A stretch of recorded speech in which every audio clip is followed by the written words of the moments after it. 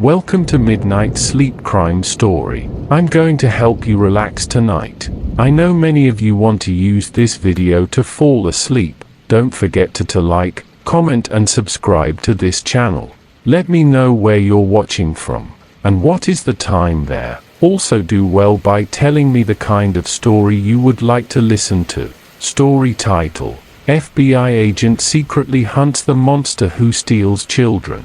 The night was unusually quiet over the small town of Blackwood, Oregon.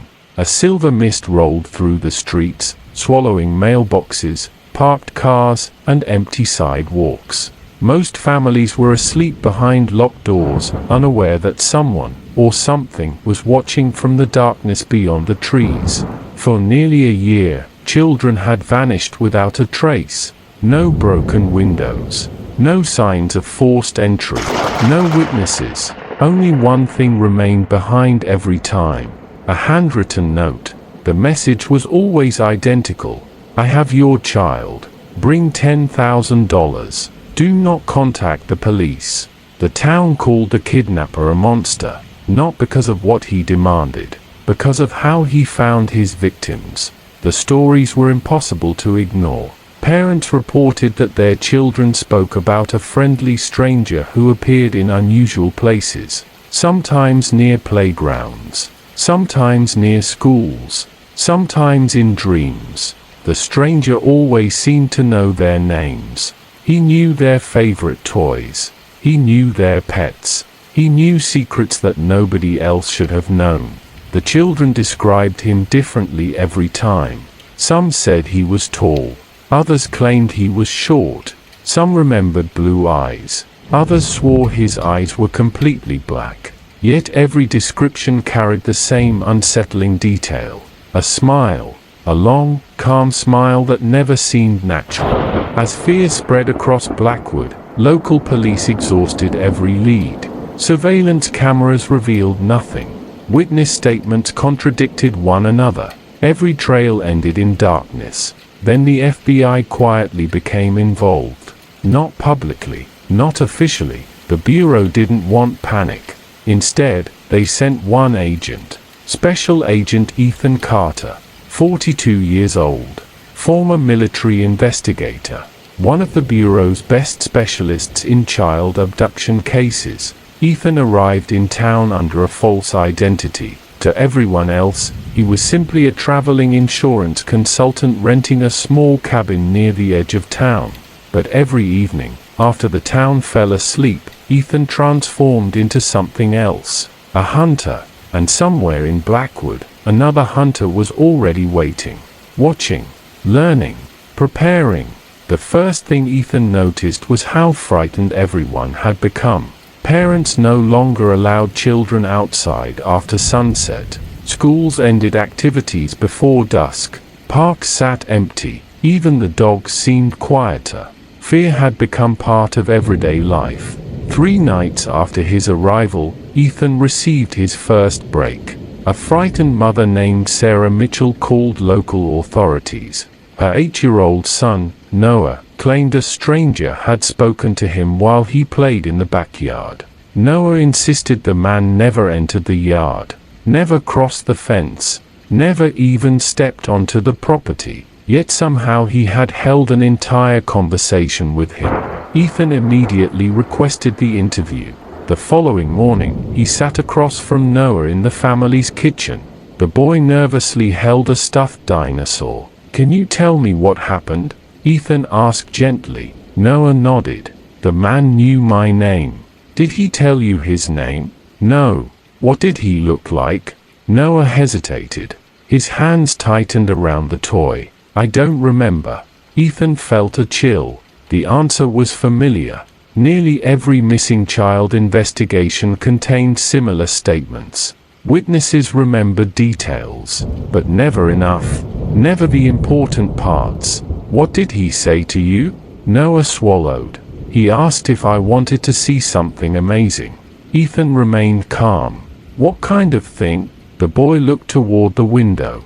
His voice dropped to a whisper. "He said he could show me where monsters hide." The room became silent. Noah's mother froze. Ethan carefully continued. What happened after that? He pointed at the woods. The woods behind your house. Noah nodded. And then? The boy's face turned pale. He said one of them was watching me. For several seconds, nobody spoke. Outside, wind rustled the trees. Ethan slowly leaned forward. Did you look toward the woods? Noah nodded again. I thought I saw something. What did you see? The boy's eyes widened. A face. A cold sensation crawled down Ethan's spine. What kind of face? Noah looked terrified. It wasn't human. That evening, Ethan returned alone to the forest behind Noah's home. The sun disappeared beneath the horizon. Darkness settled among the trees. The deeper he walked, the quieter everything became. No insects. No birds. No distant traffic. Only silence. The kind of silence that made a person feel observed. Ethan followed a narrow trail illuminated by moonlight. Half an hour later, he discovered something unusual. A small wooden box, freshly placed, hidden beneath a fallen log. Inside was a folded piece of paper. His pulse quickened. He unfolded it carefully. The message consisted of only one sentence. "You're looking for me, Agent Carter." Ethan froze. Nobody in Blackwood knew his real identity. Nobody, yet someone clearly did. The forest suddenly felt colder. He slowly scanned the darkness around him. Nothing moved. Nothing appeared. But deep inside, he sensed something terrible. The hunter had just become the hunted.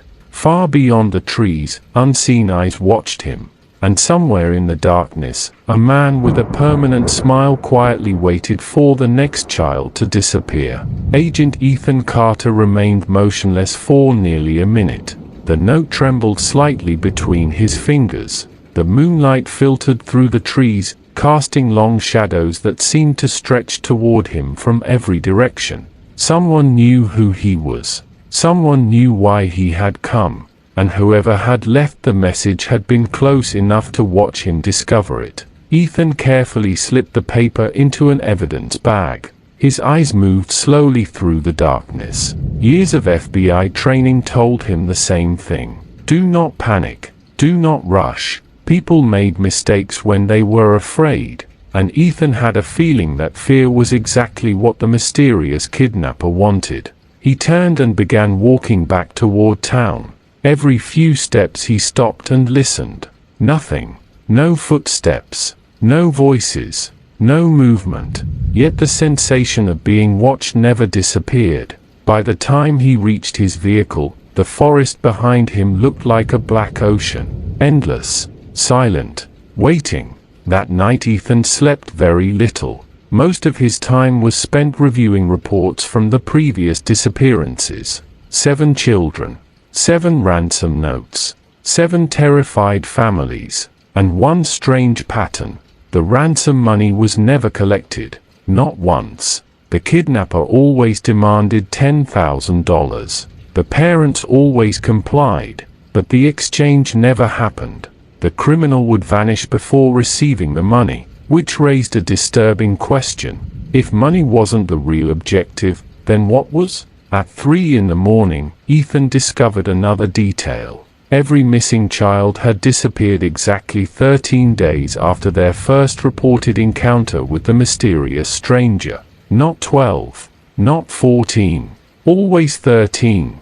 The consistency was impossible to ignore. Someone was following a schedule. The next morning Ethan visited the local sheriff's office. Sheriff Daniel Brooks had spent almost a year chasing dead ends. The exhaustion showed on his face. Dark circles hung beneath his eyes. Stacks of files covered his desk. "Tell me something," Ethan said. The sheriff leaned back. "What? Have any of the children ever returned?" The sheriff's expression darkened. "No." "Any sightings?" "No." "Any bodies?" The sheriff slowly shook his head. "No." Ethan frowned. That was unusual. Most kidnappers eventually made mistakes. Evidence surfaced. Witnesses appeared. Someone talked. But Blackwood's monster left nothing behind. almost as if the children simply vanished from existence. The sheriff reached into a drawer and produced a photograph. "There's something else." Ethan examined the picture. It showed a drawing made by one of the missing children only days before disappearing. At first glance it looked ordinary. Crane trees, a house, a moon. Then Ethan noticed the figure standing near the edge of the page. Tall, thin, smiling. The face had been colored entirely black. No eyes, no nose, just a dark shape with an impossibly wide grin. Which child drew this? Emily Parker. How old? 9. Ethan studied the drawing. A strange detail stood out immediately. The figure wasn't facing the house. It wasn't facing the child. It was facing the viewer, watching, almost as if it knew someone would eventually see the picture. A shiver traveled down Ethan's spine. That afternoon he visited Emily's abandoned bedroom. Her parents had preserved everything exactly as she left it. Books remained on shelves. Clothes hung in the closet. A half-finished puzzle sat on the floor. The room felt frozen in time, as though Emily might return at any moment. Ethan spent nearly an hour searching. Then he noticed something hidden beneath the bed. A notebook. Most pages contained drawings. Animals, flowers, cartoons, normal childhood sketches, until the final pages. The smiling figure appeared again, and again, and again, dozens of times. Each version looked more detailed than the last. Near the end, Emily had written a sentence beneath one drawing. "He says he lives underground." Ethan's heart quickened. He turned another page. More writing. "He knows where children hide." Another page. "He watches everybody sleep." Another. "He says nobody can see him when he doesn't want them to." Then the final page. 3 words. "He chose me." The notebook suddenly felt heavier. Ethan carefully closed it. A sick feeling settled in his stomach. Children often created imaginary friends, but this felt different. Emily genuinely believed someone was speaking to her. Someone she feared. Someone she couldn't escape. That evening a storm rolled into Blackwood.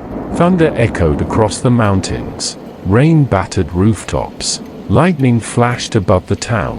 Most residents stayed indoors. Doors locked. Curtains closed. Children tucked safely into bed. At least that was the hope. Near midnight, Ethan's phone rang. He answered immediately. A trembling voice spoke on the other end. "Agent Carter." It was Sheriff Brooks. "What happened?" The sheriff sounded terrified. "We've got another one." Ethan stood instantly. "Who?" 10-year-old boy. The sheriff paused. Rain crackled through the line. Then came the words Ethan dreaded most. "He's gone." 20 minutes later Ethan arrived at the scene. Police vehicles lined the street. Red and blue lights flashed through the storm. Parents stood crying beneath umbrellas. Officers searched nearby woods. The missing boy's name was Tyler Dawson. According to his parents, he had been asleep less than an hour earlier. Then suddenly he was gone. No broken locks. No damaged windows. No signs of forced entry. Exactly like the previous cases. Ethan entered Tyler's bedroom. His flashlight swept across the room. Nothing appeared unusual, until he noticed the window. Tiny muddy footprints covered the outside ledge. Not adult footprints. Child-sized. Ethan stared at them. The tracks led away from the house, as if Tyler had willingly climbed out himself. The realization was deeply unsettling. Children rarely left their homes in the middle of the night without a reason. Someone had convinced him. Someone had gained his trust. Then Ethan spotted something else. A folded piece of paper sitting neatly on the pillow. The ransom note. Identical to every previous case. "I have your child. Bring $10,000. Do not contact the police." But beneath the message was something new. A second sentence. One that had never appeared before. Ethan felt his pulse accelerate as he read it. "You are getting closer. For a moment the room seemed to grow colder. The kidnapper wasn't just communicating anymore. He was playing a game, a dangerous game, and somehow he seemed to enjoy every moment of it. Outside, thunder exploded across the sky. Lightning illuminated the dark forest beyond the neighborhood. For less than a second, Ethan thought he saw something standing among the trees, a tall silhouette, motionless, watching. Then darkness swallowed it again. When he rushed outside, there was nothing there, only rain, only shadows, only the growing certainty that the monster knew exactly where he was. And perhaps even worse, the monster wanted to be found. If you love this story, kindly like, comment and subscribe to this channel. Have a nice pleasant sleep.